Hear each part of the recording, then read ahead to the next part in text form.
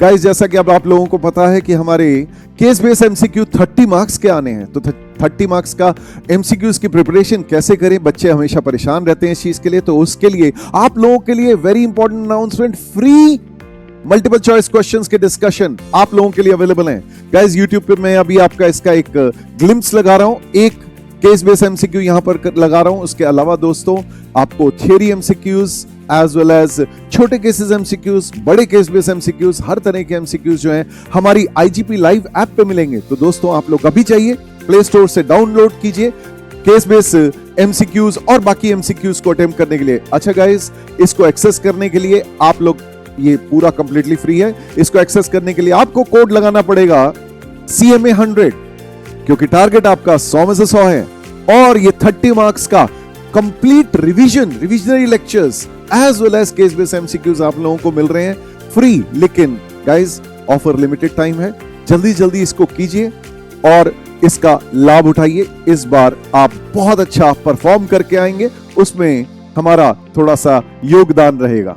तो गाइस अभी जाइए आईजीपी लाइव ऐप और साथ में रिवीजन के लिए आप हमारी पॉकेट बुक बाय कर सकते हैं, लिंक डिस्क्रिप्शन में है। Okay guys, the next question वो कह रहे हैं based on the following information आपको आंसर करना है। कुछ डेटा दिया हुआ है आपको फाइबर फ्लेक्स मैन्युफैक्चरिंग कंपनी का 2001 और 2002 का एज द केस में भी। ओपनिंग स्टॉक और closing stock of raw materials दिए हुए हैं, ओपनिंग स्टॉक और closing stock of work in progress दिए हुए हैं, ओपनिंग स्टॉक और closing stock of finish goods दिए हुए हैं, अदर डेटा दिया हुआ है, डायरेक्ट मटेरियल यूज दिया हुआ है गाइस, टोटल मैन्युफैक्चरिंग कॉस्ट जिसे कि हम लोग charge to production during the year, ये गाइस ये ग्रॉस फैक्ट्री कॉस्ट होती है। इतना हम लोगों ने जो है मैन्युफैक्चरिंग के लिए खर्चे चार्ज किए, direct material, direct labour, direct expense अगर कोई है तो, और साथ में मैन्युफैक्चरिंग ओवरहेड्स, फैक्ट्री ओवरहेड्स कोई है तो गाइस इसमें वो बोल भी रहा है डायरेक्ट मटेरियल है, इसमें डायरेक्ट लेबर है, manufacturing overheads, this is gross factory cost, जो कि 60% ऑफ डायरेक्ट लेबर कॉस्ट जो है लिए गए हैं।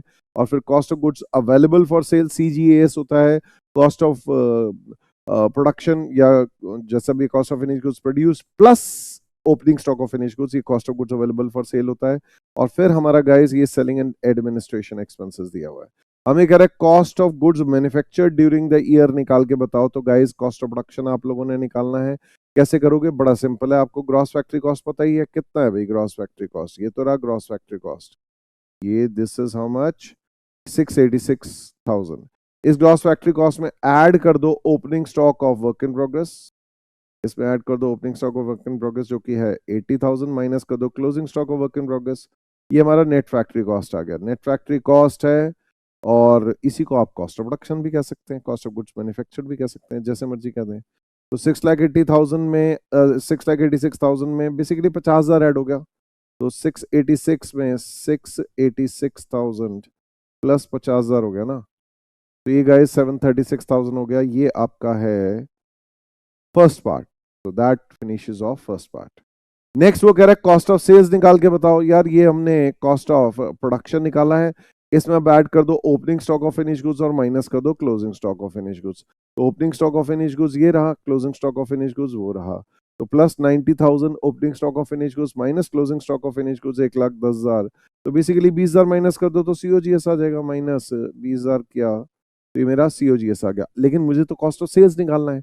इस COGS में आप ऐड कर दो आपके एडमिनिस्ट्रेशन और सेलिंग के जो खर्चे दिए हुए हैं 31,500, ये और ऐड कर दोगे तो आपका कॉस्ट ऑफ सेल्स आ जाएगा। तो guys this plus 31,500 is equal to cost of sales, that is 747,500, जो कि ये रहा आपका 747,500, ये खत्म हो गया है। अगला पार्ट क्या कह रहा है? Direct labour during the year निकाल के बताओ। ठीक है जी, अब देखो उसने क्वेश्चन में क्या बोल रखा है कि भैया ये ग्रॉस फैक्ट्री कॉस्ट है। ग्रॉस फैक्ट्री कॉस्ट कितना है? GFC ऐसे निकाल सकते हो आप, direct material plus direct labour plus factory overheads या मैन्युफैक्चरिंग ओवरहेड्स जो भी है। मैन्युफैक्चरिंग ओवरहेड्स कह देता हूँ, वर्ड मैन्युफैक्चरिंग ओवरहेड्स ही यूज कर रहा है, तो let us also use manufacturing overheads. अच्छा, अब इस केस में डायरेक्ट मटेरियल कितना है गाइस? ये रहा हमारे पास डायरेक्ट मटेरियल यूज्ड, कितना है? 3,26,000। ग्रॉस फैक्ट्री कॉस्ट कितना है गाइस? ये है 6,86,000। तो gross factory cost 686, add direct material 326, इसमें डायरेक्ट लेबर कॉस्ट मुझे नहीं पता कितना है, बट ये पता है कि मैन्युफैक्चरिंग ओवरहेड्स डायरेक्ट लेबर का 60% है। तो अगर ये X है तो ये 0.6X है। ठीक है जी, तो ये बेसिकली यहाँ पर 1.6x आ गया, ये वहां चला जाएगा, तो 1.6x इज इक्वल टू 686 में से आप माइनस कर दो, 686,000 में से आप माइनस कर दो, 686,000 में से माइनस कर दो 326, तो ये गाइस 3,60,000 हो गया।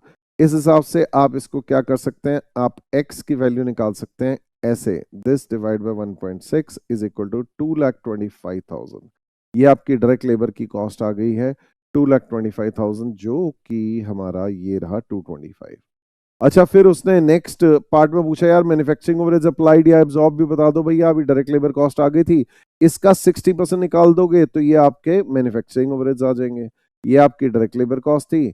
अब आप मैन्युफैक्चरिंग ओवरहेड्स अगर आपने रिकवर्ड निकालना है, दिस मल्टीप्लाइड बाय 0.6 करोगे तो this is 1,35,000, this is manufacturing overheads. So guys, ये रहा manufacturing overheads 1,35,000, C part, that finishes off this question. अब बढ़ते हैं आगे।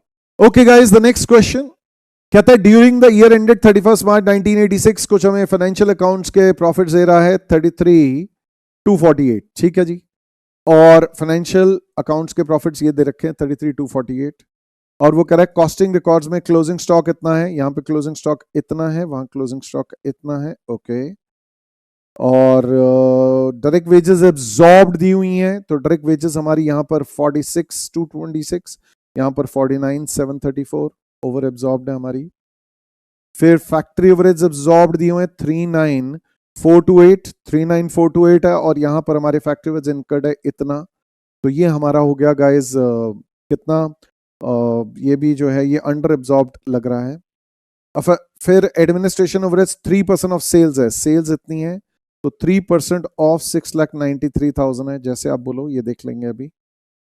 ओके, सेलिंग एक्सपेंसेस एब्जॉर्ब्ड जो है वो 5% ऑफ सेल्स है, इनटू 6,93,000 इतना हो जाएगा, ठीक है। अब बताओ चाहते क्या हो, ये sundry income purely financial income है, ठीक है, ओके।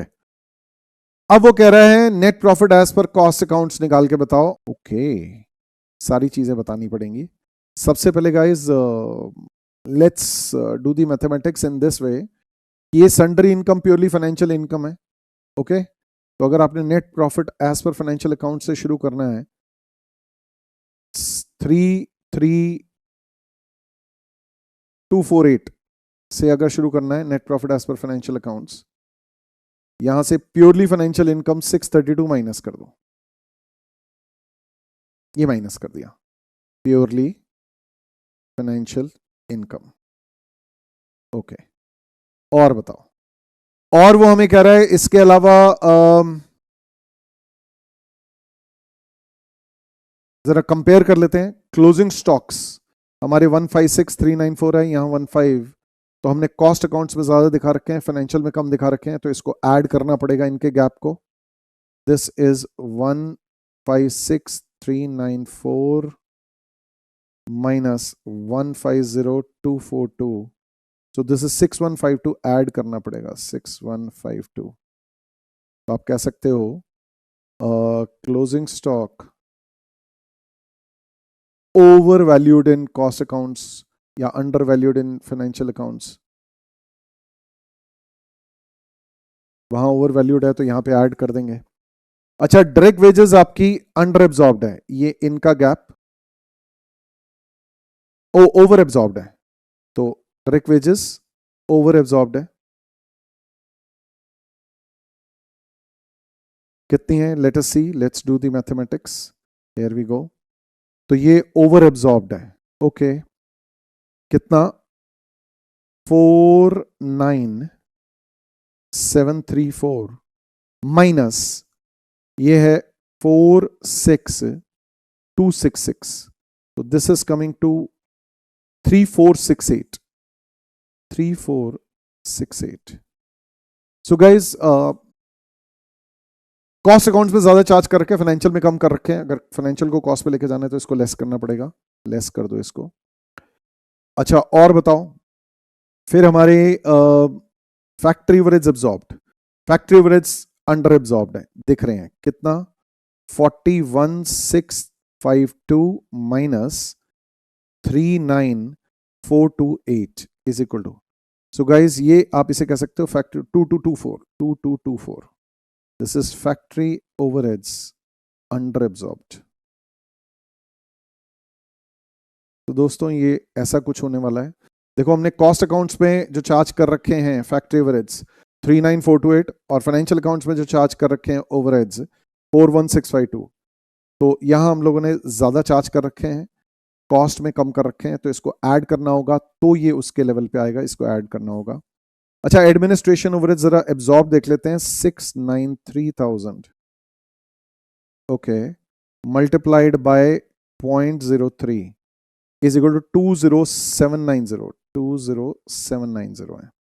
अच्छा और हमारे 19,690 ये एब्जॉर्ब्ड हो गए, वो इनकर्ड हो गए, तो ये ओवर एब्जॉर्ब्ड है। तो आप ऐसे कह सकते हो administration overheads over absorbed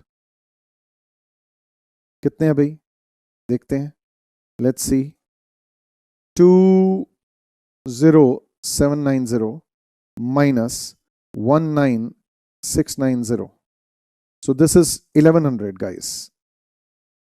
So let's see once again, हमने यहां पर कॉस्ट अकाउंट्स में 20,790 चार्ज कर रखा है, फाइनेंशियल अकाउंट्स में 19,690 चार्ज कर रखा है, यहां कम चार्ज कर रखा है, फाइनेंशियल को कॉस्ट पे लेके जाना है तो इसको लेस करना पड़ेगा, इसको रिड्यूस कर दो 1100 को। अच्छा और बताओ, और फिर वो मुझे कह रहा है ये सेलिंग ओवरहेड्स एब्जॉर्ब, तो 6,93,000 multiplied by 0.05 is equal to 34,650। So once again यहां पर ओवर एब्जॉर्ब हो रखा है, ज्यादा चार्ज कर रखा है, यहाँ 33 कितना है, अच्छा नहीं यहाँ कम चार्ज कर रखा है भाई, हेलो 44,352 है, ये है हमारा 44,352 है और 34,650 चार्ज कर रखा है, तो अंडर एब्जॉर्ब्ड है सेलिंग ओवरहेड्स, इसको ऐड करना पड़ेगा, add selling overheads under absorbed, इनका गैप देखना पड़ेगा कितना है, this and 44,352, so this is 9702 ये आपका जाएगा। ओके सो ये हम लोगों ने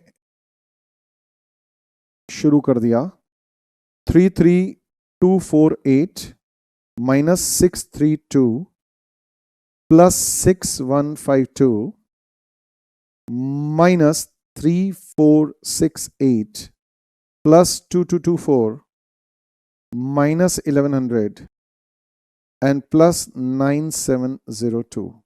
So guys, this is 46,126 net profit as per cost accounts. 46,126 net profit as per cost accounts. So my dear friends, this is 46,126, which is option D. So this finishes off this part of it. Okay guys, the next part में देखो क्या कह रहा है, कहता है which of the following is correct, कौन सी चीज हमारी करेक्ट है, क्या अंडर एब्जॉर्ब्ड डायरेक्ट वेजेस हैं, क्या अंडर एब्जॉर्ब्ड डायरेक्ट वेजेस है, डायरेक्ट वेजेस अंडर एब्जॉर्ब्ड है, नहीं ओवर एब्जॉर्ब्ड है, ये फॉल्स है। अच्छा फैक्ट्री ओवरहेड्स अंडर एब्जॉर्ब्ड है, यहां क्या बोल रहा है फैक्ट्री ओवरहेड्स ओवर एब्जॉर्ब्ड है, ये भी फॉल्स है। अच्छा फिर एडमिनिस्ट्रेशन ओवरहेड्स ओवर एब्जॉर्ब्ड है, उप्स एडमिनिस्ट्रेशन ओवरहेड्स ओवर एब्जॉर्ब्ड है, okay administration overheads under absorbed, ये भी फॉल्स है। फिर सेलिंग ओवरहेड्स जो है अंडर एब्जॉर्ब्ड है, सेलिंग ओवरहेड्स अंडर एब्जॉर्ब्ड है, ये सही है, this is true, this is correct. And that finishes off this question. I hope you found this chapter easy and interesting. Take care.